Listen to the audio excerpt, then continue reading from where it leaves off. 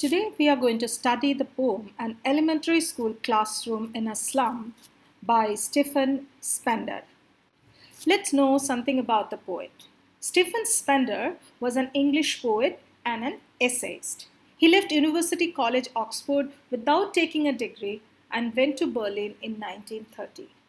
Spender took a keen interest in politics and declared himself to be a socialist and pacifist. Books by Spender includes the poem of dedication, age of being, the creative element, struggle of modern and an autobiography, world within world, and so many. In the elementary school classroom in a slum, he has concentrated on the theme of social injustice and class inequalities. Remember, the title is the key to the poem. So, the moment you read the title of the elementary school classroom in a slum, what hits in your mind? Yes, the word slum. And so, which images come to your mind? True, the areas of any city where living conditions are very pathetic and where the houses are in a very bad condition. What does that mean? Simple, that there is a class difference. Being a hardcore communist, Stephen Spender declared himself to be a socialist and pacifist who believed in equality and suffering as the result of capitalism. The same inequality and suffering have been reflected in this poem as a theme of social injustice and class inequalities. He has not commented directly to any particular nation. Instead, he explored the widespread neglect of children of all nationalities, races, ethnicities, because he believes this poverty is created to the oppressive power of capitalism. So, how can we solve this social injustice? If you remember the lesson The Ailing Planet, the Green Movement's role, you must remember that all problem actually could be solved by education.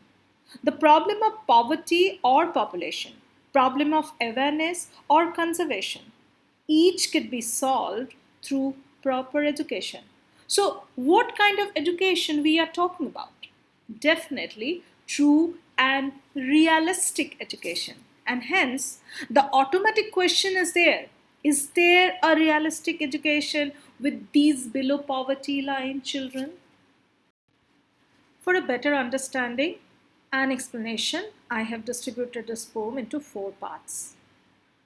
I did it in stanza wise. Part 1, the slum school children. Part 2, two different walls. Part 3, foggy slums. Part 4, hope, freedom for bond. Part 1, the slum school children.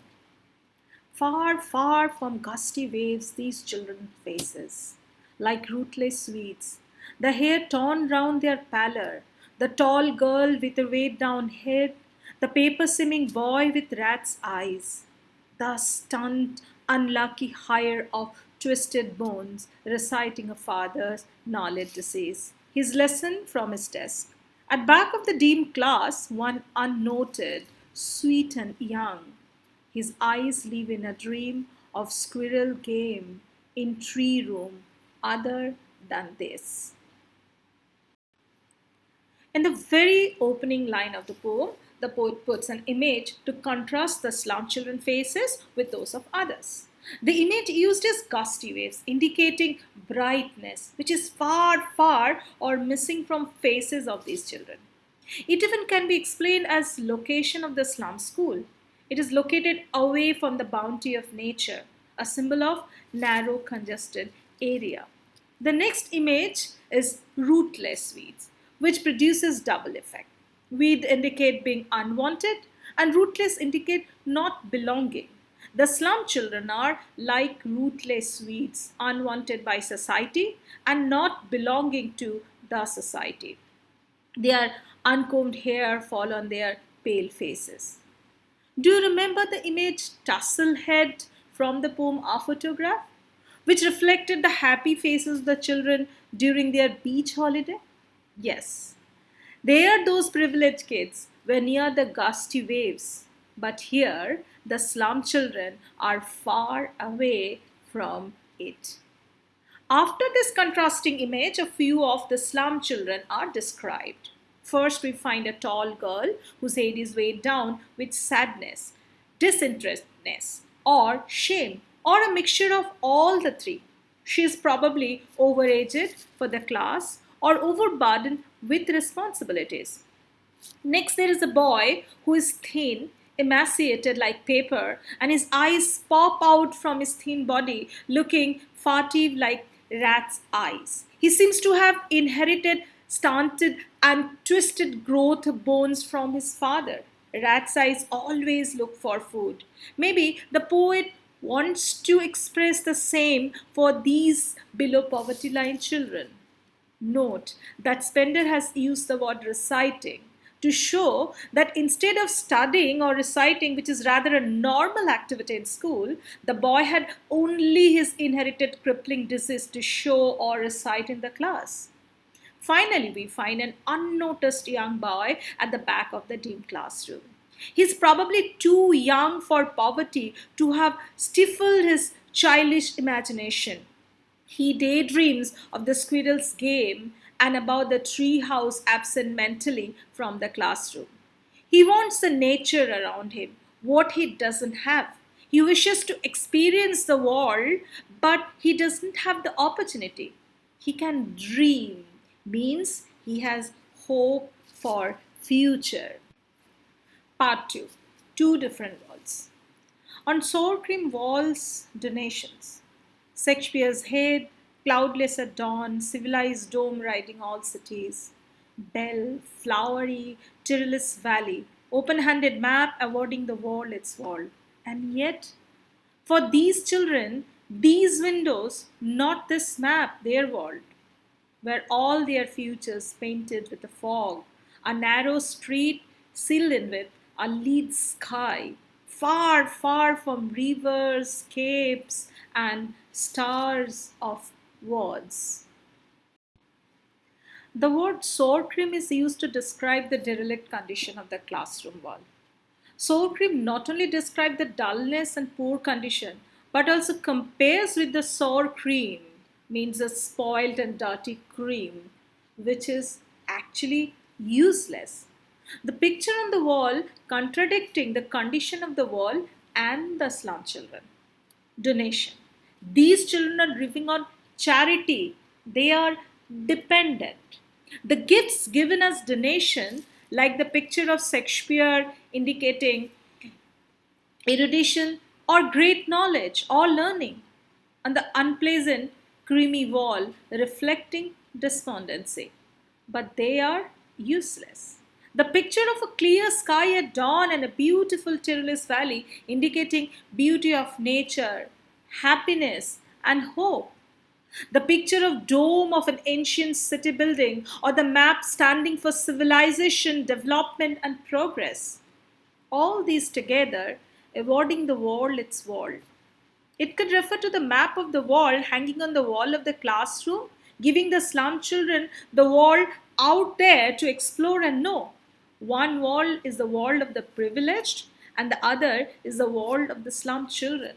All these together is the world of the privileged, which is telling about the world to the world of underprivileged. Please note that whichever things are there in the slum school cannot relate them and the very reality. Remember, true education should relate. Once you cannot relate, you cannot understand. And when you cannot understand, you cannot learn. But for the slum children, their limited world is what they can see through the window of the classroom. Their future is foggy, bleak, and dull. Their lives or world is confined within the narrow streets of the slum, enclosed by the blurrish grey sky. Their world is far from rivers, seas that indicate adventure and beautiful world. They are also far away from stars, which symbolizes wisdom that can empower their future. So we can see that there are two different worlds, the world of the privileged and the world of the underprivileged. Let's have a comparison of these two worlds. The world of the slum. it's limited, and there is misery and hopeless condition. It is foggy, bleak, and dull. On the other hand, the civilized world, which has full of hope, and it is beautiful.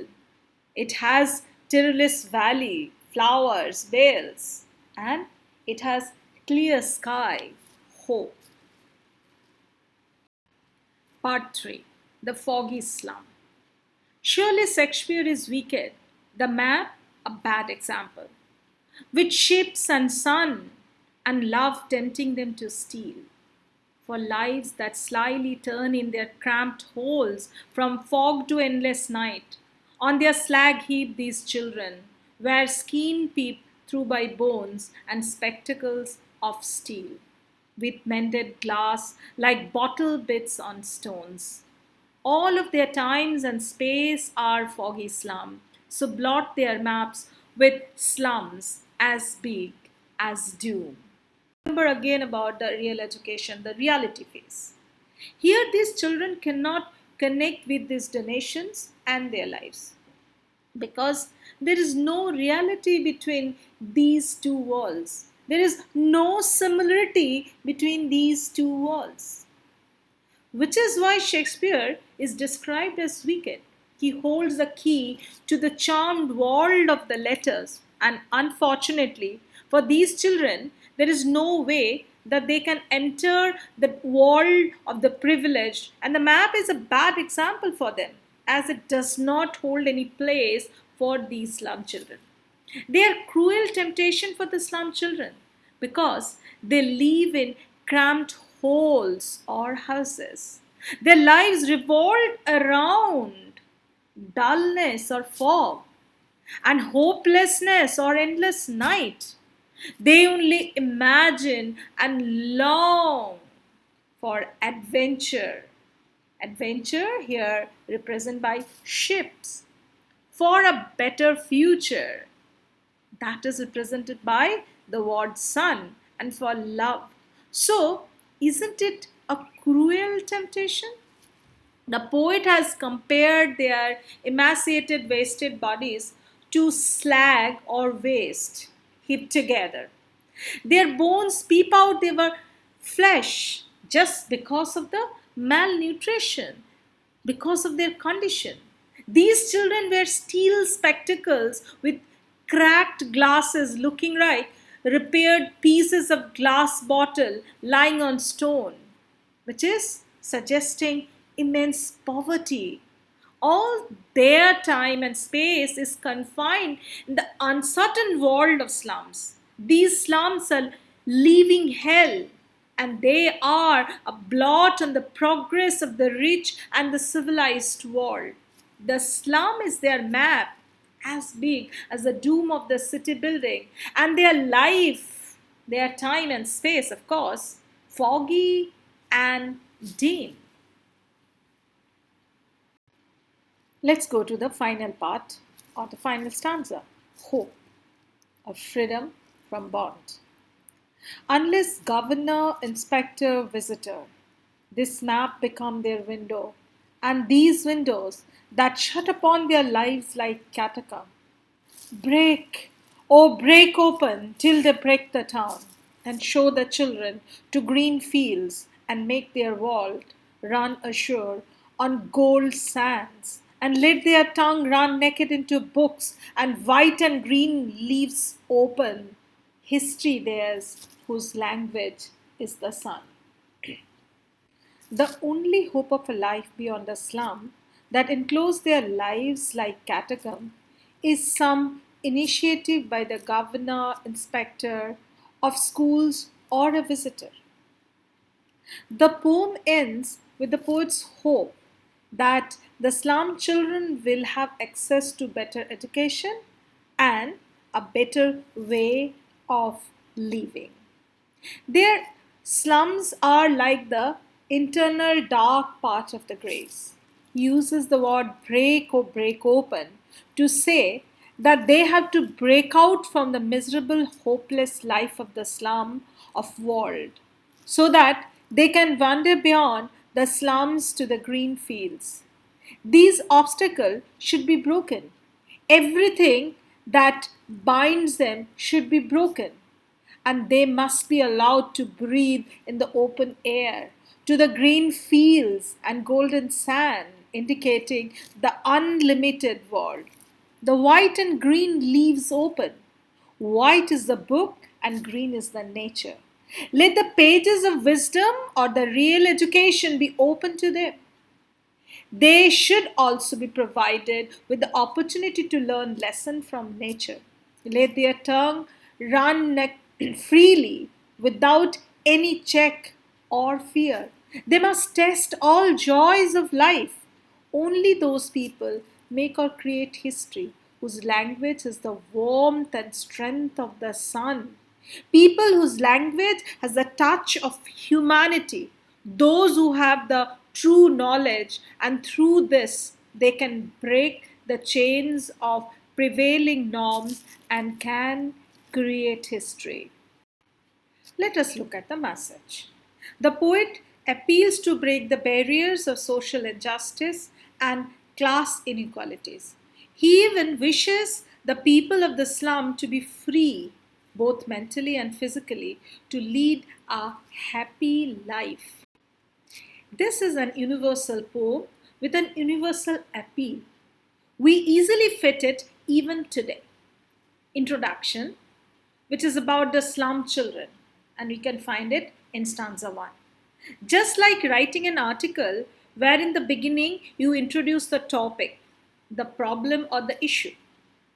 Then the content, the problem and reality about the slum children. We found this in stanza 2 and 3. Yes, the content area of an article we detail about the problem and its effect. So does the poem. Next, the conclusion, the message or appeal to solve the problem of the slum children. What we found here in stanza 4. Yes, in the conclusion, we try to address the problem and solve. So does the poet. Let's look at the poetic devices here. We have the following poetic devices: metaphor, simile, imagery, pun, symbol, repetition, personification, alliteration, and assonance. So let's look at the metaphor. Gusty waves. The privileged children are compared to the gusty waves, energetic, exuberant, and the forward moving. Paper seeming boy, which is thin like paper, future painted with fog, sealed in with lead sky, stars of the ward, from fog to endless night, where skin peep through by bones. Let their tongue run naked into books, whose language is the sun. Pun, that is reciting. Literal meaning, the boy is reciting the lesson. Figurative meaning, he is more prominently reciting his father's decease. Sour cream, literal meaning, the neglected walls have turned a dirty yellow. Figurative meaning, the dismal place where all dreams would turn sour. Then lead sky, literal meaning, sky polluted with industrial fumes. Figurative meaning, a sky that does not open opportunities but weighed down heavily, blocking all escape from the slums. Symbol, with rats' eyes, insecurity, squirrel's game, fun outdoor to escape the dull classroom, civilized dome riding all cities, cities that show civilizational progress and marvelous architecture. Open-handed map, a map drawn arbitrarily by the people in power and the privileged. Map with slums as big as doom. The grim reality of the lives of the slum children. Fog, bleak and unclear. Ships and sun, adventure and beautiful lands offering opportunity. Slag heaps, industrial waste, toxic filth and squalor.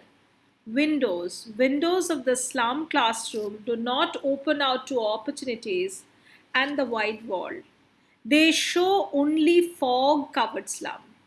And if the children are not allowed to break open out of these slums, the windows will close on them, barring them in endless misery, hopelessness, and doom them to death like existence. Green fields, gold sand, which is nature and golden opportunities. White and green leaves, first hand knowledge from pages of books and nature. Run azure, experience the rich color of nature. Sun, symbol of enlightenment or equal blessing or equality. Simile, like rootless sweet, like bottle bits on stones. Then these windows that shut upon their lives like catacomb. We have imagery, weighed down, repetition, break or break open, far, far, personification, civilized dome writing all cities, alliteration, surely Shakespeare, assonance, bell, flowery, tireless valley.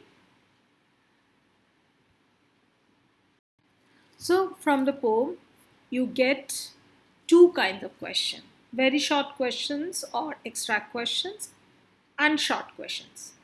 Try to complete the extracts within 10 to 15 words and the short questions within 30 to 40 words. Read and learn NCERT provided questions and check previous year board questions. Good luck.